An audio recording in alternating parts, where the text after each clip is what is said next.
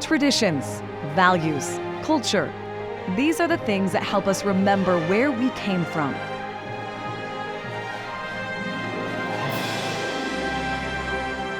It's time for Family Heritage Stories.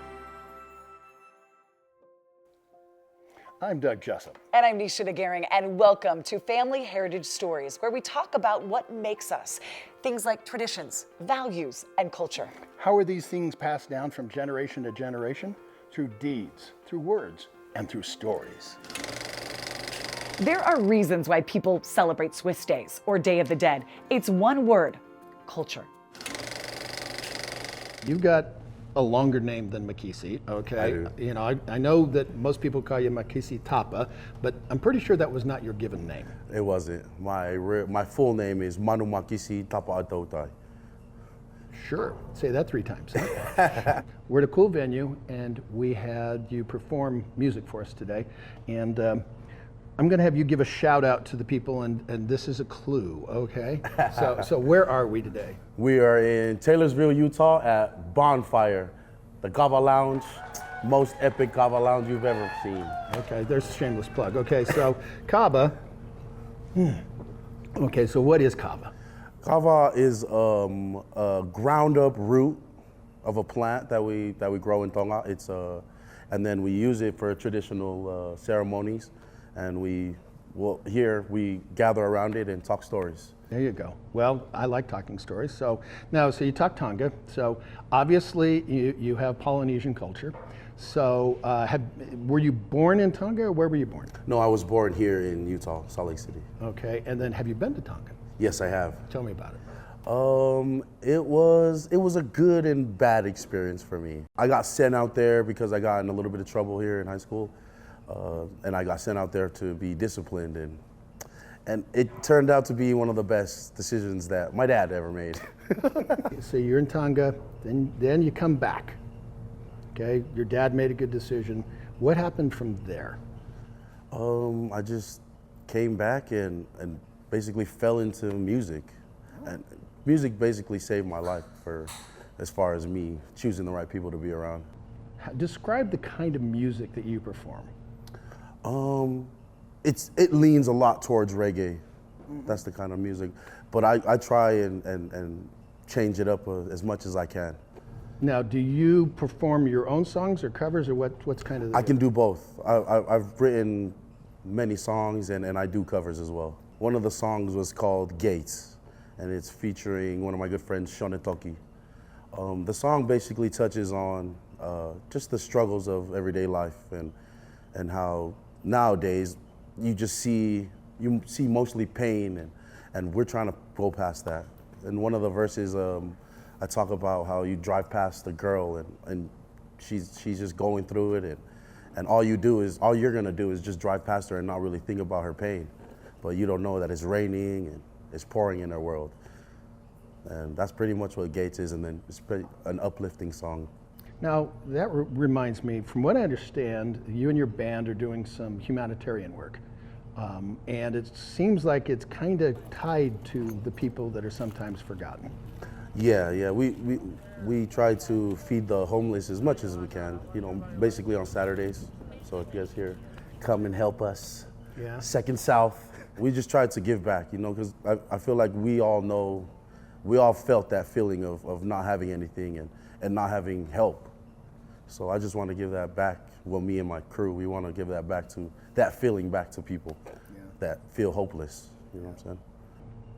You met a young woman, and then you have a young girl. I do. Okay, so tell me about your family. I'm married to Sehe Lasa Vakalai Tapa Atautai. We have a daughter named Fae Kivavau Tapa Atautai. They're just everything to me. Yeah. Now, Faya, from what I understand, is named after someone very special. She's named after my mom. The best lady I've ever known.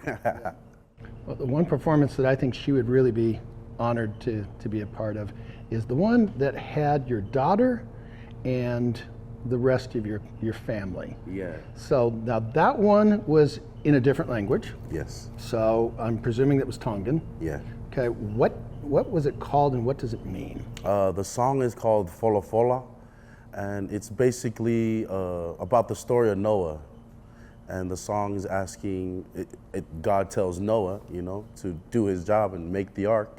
And the song basically calls for us asking Noah to leave the door open for us to wait, before the flood comes. Sounds like that your faith is extremely important to you. Oh, definitely. That's what gets me through every day, is my belief in God and knowing that the strength He gives me allows me to do everything I do. To me, everyone has a story, and sometimes the stories are told through music. If there was one overreaching story for your music, what would it be? Hope that I hope that my music can give hope to those that are hopeless, and just bring a smile to you, and basically just help you. If it helps you 10 minutes of your day, I think I did my job. If it made you smile, if it made you slow down, if you're going too fast, I think if my music can bring meaning to every minute of your life, I think that'll be what the impact of my music can be. What is your favorite song in the Tongan language that you could sing right now, right here? It's called E Otua. What's that mean? It's just calling out to God. Okay, you want to give us a sample? Yeah. E Otua tata ki au whakaulo ai mama I hakulata pea ngāwi au kai whetu ngingila koko e ai ma lahi ma e mafi. How do you want to leave your mark? I want to be known as someone that was kind. There's something special about the bond between a grandparent and a grandchild. How would you answer this question? Tell me about your grandma and grandpa. Yeah, my mother's mother was named Margaret, but she always went by Yvonne, and I thought that was kind of a unique name because I don't know too many Yvonnes. But she had red hair, and for the most of the time that I knew her, she had a curly red wig, and I never saw her without her wig, and that was just a big part of her. But I remember visiting her. She lived in Denver, and she loved to play cards. So she actually taught me how to play rummy and a few different games, and she just always loved playing cards, and she was a great cook too. Her hubby? She was married to a man named Raymond August Nelson, and he was an electrical engineer, and he actually worked on the Hoover Dam in his young adulthood. And one of my first memories of him was we were at a family reunion, and he was doing the trick where, sometimes you'll say got your nose, or his trick was my finger's gone, and his finger was actually gone because when he was working on the Hoover Dam, he had actually had an accident with a ring that had amputated his finger, and so I always knew him as the grandpa with 9 fingers. But he got a kick out of it with all of his grandkids. He would play games with it. Yes, okay, wow. So let's look at, that's mom's side. How about dad's side? I didn't know my dad's parents as well. They were advanced in age when I was growing up. I was the youngest of a large family, but my father's father was named Alton Vernon, which is also my dad's name. And they lived in Vernal, Utah, or just outside of Vernal in a little town called Mazer. And he was a farmer and a surveyor, and they had various animals. And when I knew him, he was confined to a wheelchair, and he passed when I was about 8 years old. How about your dad's mom? He was married to a woman named Edna Grace Ashby, and she was kind of right with her husband, living the farm life, and she loved to chat and to visit, and I don't remember a lot about her, and she passed when I was about 13. The last words that my grandfather said were, "Please remember me." This is Doug Jessup. It would be my honor to help you share your story with a private in-studio interview with a video for you to keep. Go to familyheritagestories.com for pricing and to schedule your interview. Everyone has unique skills and interests. How did you get into your occupation? And really, it's a very cathartic thing to be able to have a person who's able to make something that you've taught them a craft, and then they're able to take that piece and go give it away or sell it, and it's really rewarding to facilitate that craft for people. So what's this gentleman doing here? So I've got Brendan, one of my longest term employees, running the hand crank bellows, pushes air in through the tube here, up underneath the fire into the coal. I've currently got about a 2.5 pound hammer that I'm working on for my junior smith program. What kind of metals are you going to be forging here? So right now it's actually a little chunk of a old antique piece of axle. Oh, wow. That we've pulled off and cut up. It's just about the right dimension to form into these hammers.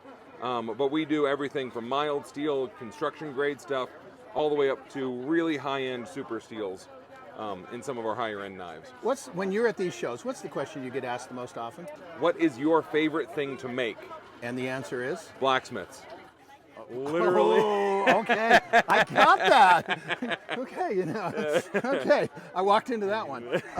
So what kind of things, you got things for sale as well here, Yep, but absolutely. What are the things that people are attracted to? So everybody comes over and sees all the real swords that are made, that are historic weight, with some additional handcraft on the, we're blacksmiths as well as bladesmiths. So we've got the hand-forged pommel here, our hand-forged cross guards, and then of course all the blades are also hand-forged from just a regular bar of steel, not unlike that piece there. So you're saying, okay, so people can come buy these. People can come buy them, but more importantly what we want to do is we want to teach you to make them.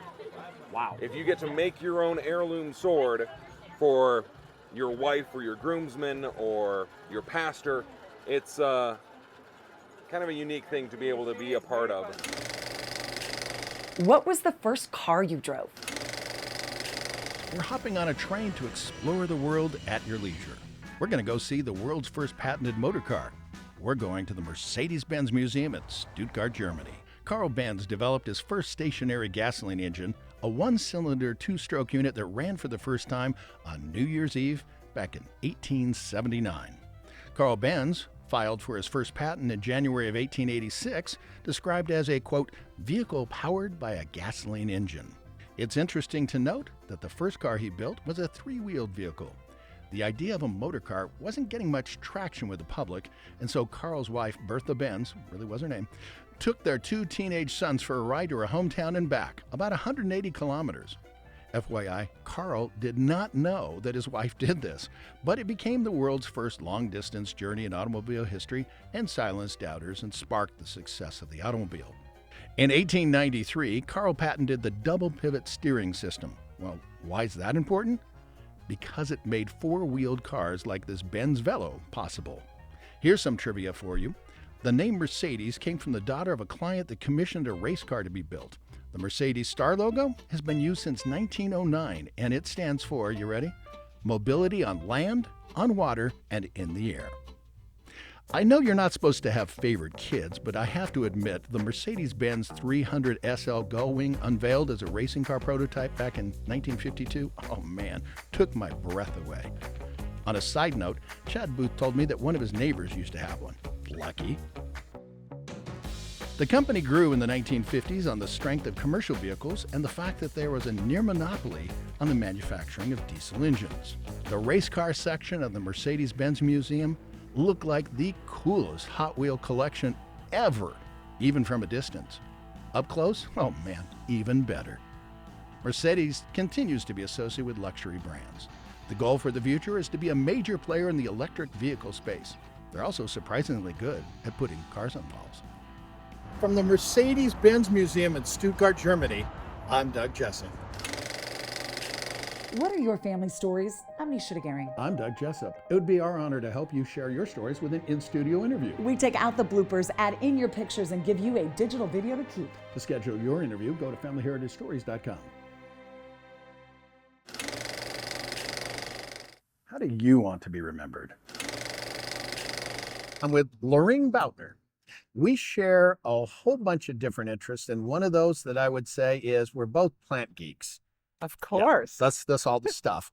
So I'll let you give a shameless plug as to why we know each other plant-wise. Well, as you know, every day is a great day at Mill Creek Gardens, and when you come in, you are always lit up like a banner, and you're searching for those beautiful plants for your yard as well as for the set here at the station. And, you know, besides every day is a great day at Mill Creek Gardens, there's also plants and people and connections to be made. And that's part of the mission statement of my life, is to connect people and plants and do it in the funnest way possible. And you definitely do that. Was there somebody that helped you get that spark of loving plants? Well, there was many, but there's just a wonderful experience I've had with my grandmother in her gardens.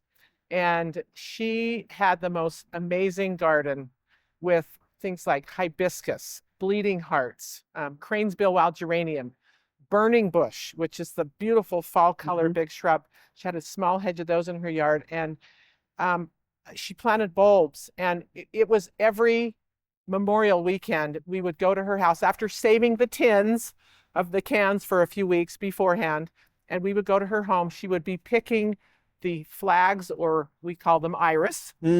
She would be picking the snowball bushes. And if there was some roses up by then, we'd be picking roses. And if it was a normal year, there usually would be some available. And many other plants from her garden, peonies especially. And we would be putting bouquets together with some greenery. There was always some juniper there, some holly. And we would create these beautiful bouquets to take to the cemeteries. And usually we would travel to Logan up there to see that, Centerville. And that would be a wonderful experience with my grandmother. Also, there was many times when I spent time in her yard running around, and she had these strawberries. Oh, and yes. She planted them under her rose bushes, of all places, as a ground cover. And we had many a morning of fresh strawberries with our cereal because of her. And she would make the fresh preserves. Oh, yeah. And we were right there with that.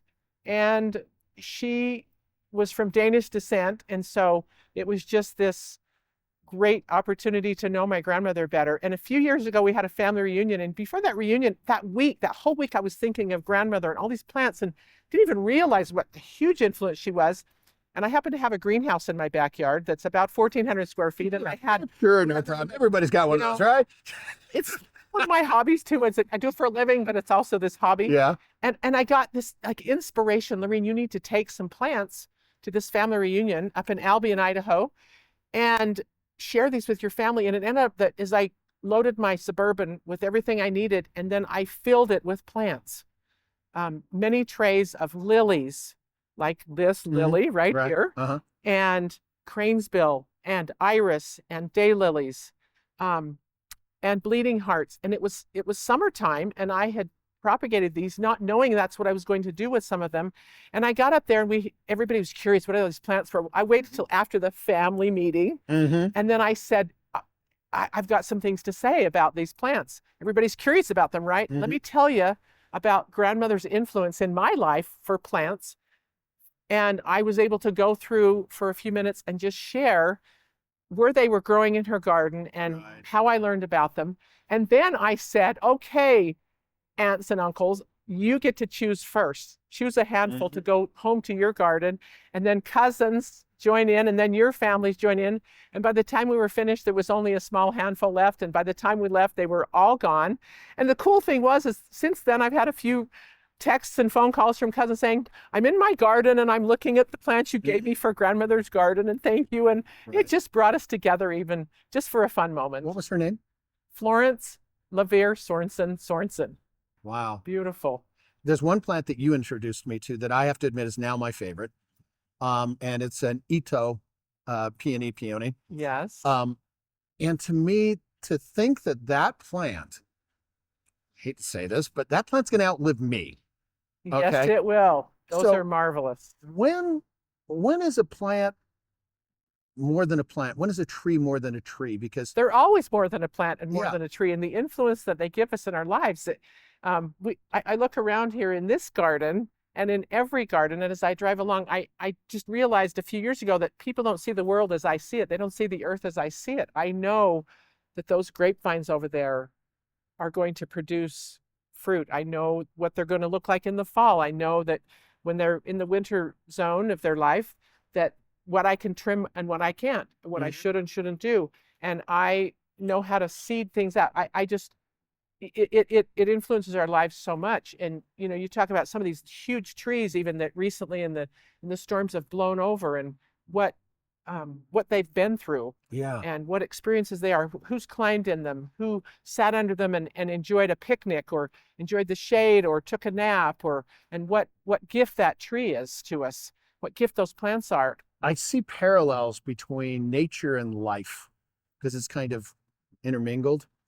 And the fact that these trees are bending, you know, and that they're surviving, and some of these old trees have been through a lot, they've seen a lot. There's a little poem that you say that I just absolutely love. Do you mind sharing that for me?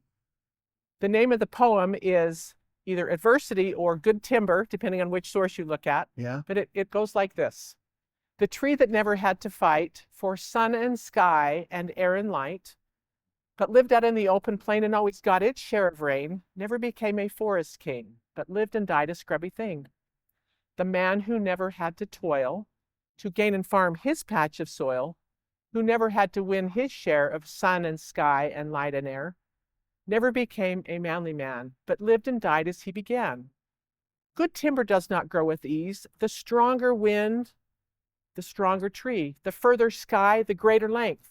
The more the storm, the more the strength. By wind and rain and sun and cold, in trees and men, good timbers grow. Where thickest lies the forest growth, we find the patriarch of both. And they hold counsel with the stars, where broken branches show the scars of many winds and much of life. This is the common law of life. Thank you, Doug. Thank you. My father taught me that poem. When I was young, he would recite poems, and I asked him to teach them to me. And I have all these poems handwritten by him. Really? And we would get together and we would memorize them. Oh my heavens. Now that's such a legacy. Objects with stories are treasures remembered. It's time now for a visit with Dr. Micah Christensen.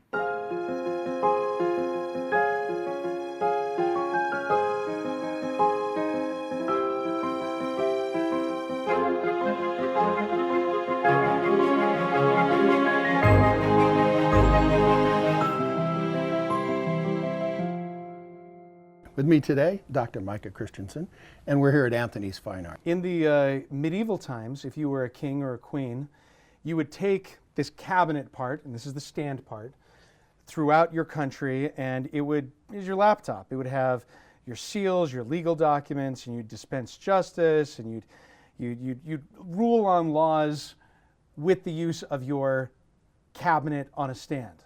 And then over time, that became a symbol of royalty itself. Just the piece of furniture did. This is an elaborate one that was made in Burgos, Spain. So if you're from Burgos, you are automatically bourgeoisie. The exterior wood is walnut that is intricately carved with religious symbols. On the bottom, we have the faces here are the authors of the four Gospels, Matthew, Mark, Luke, and John. Gotcha. And then on the top, we have a higher level of carving. You have Christ on the cross, surrounded by his disciples. And then you have the descent from the cross that would have been part of the Catholic ritual of the discussion of the Eucharist. This elaborate lock, you lift it up, and then you take these two locks off the edge, and you pull out these supports, and you lower it down, and wow, color. Here we have a man looking like a gardener standing in front of a woman who's on her knees. Now, in early translations of the Latin Vulgate Bible, when Christ was resurrected, Mary Magdalene thought he was the gardener when she saw him. So in these kinds of late medieval depictions, Christ was carrying the tools of a gardener. This blue is a beautiful, beautiful blue. What would that be? That is the richest pigment of all. That material is lapis lazuli. Oh, yeah. In Italian, they call it ultramarine, which literally means beyond the sea, because it came from Afghanistan. The green is a copper derivative. Okay. The white is lead, and there's outlining you see on all of the figures, and that's gold. Wow. This here is ivory Okay. that would have come from Africa in the 15th century by way of Portugal. So the person who owned this piece would have had the body or the case made by the best workers carving in Spanish walnut, doing Spanish ironwork in Toledo, which is another part of Spain, the plaques imported from Limoges, France, and then the ivory which was taken from Africa, brought through Portugal. This would have been almost a ritual object to the family, a kind of altar. They would have used it for everyday business. This would have probably had leather on it, and you would have stood and done your work on it. And they would have kept important relics that were either acquired by the family or that were things like strands of hair, there were locks of hair that would have been taken from deceased members of the family. Okay, so you were saying this was made pre-Columbus. That's right. It's likely that we're only the third owners of this piece that's over 600 years old. What an incredible provenance. Well, you know, everyone has a story. Objects with a story are treasures remembered. From connecting with cave art to creating videos on your kids' or grandkids' devices, it's all about connection. Connection with people we know and love. Want to know the power of a story? We asked Mara. It's priceless. It's priceless to me because when I was first sitting with the guys listening to their stories, it's something you just can't get back. And there's a lot of stories I wish I would have had recorded from my dad, my mom, my grandparents. So at least we were able to get these stories recorded. And to have them videoed and digitized is key, because the younger generation, you know, sitting with my nephews, doing homework with them over COVID, they weren't looking at books, they were looking at screens, and they can look at this on a screen. I'm Doug Jessup. And I'm Nisha Gehring. It would be our honor to help tell your family heritage story. Go to our website to schedule an in-studio interview on the Jessup's Journal TV set. Broadcast audio, video, and lighting are already set up to ensure quality control. All you need to do is come to our Salt Lake City studio, and we'll do the rest. Our professional editing staff will take out bloopers and add your pictures to create a private digital video for your devices. Go to FamilyHeritageStories.com for pricing and to schedule your interview. It's our honor to be able to help people remember where they came from. If stories aren't passed down from generation to generation, the stories are lost, and it's as though those people never existed. So how do you want to be remembered? With another episode of Family Heritage Stories, I'm Nisha Gehring. And I'm Doug Jessup.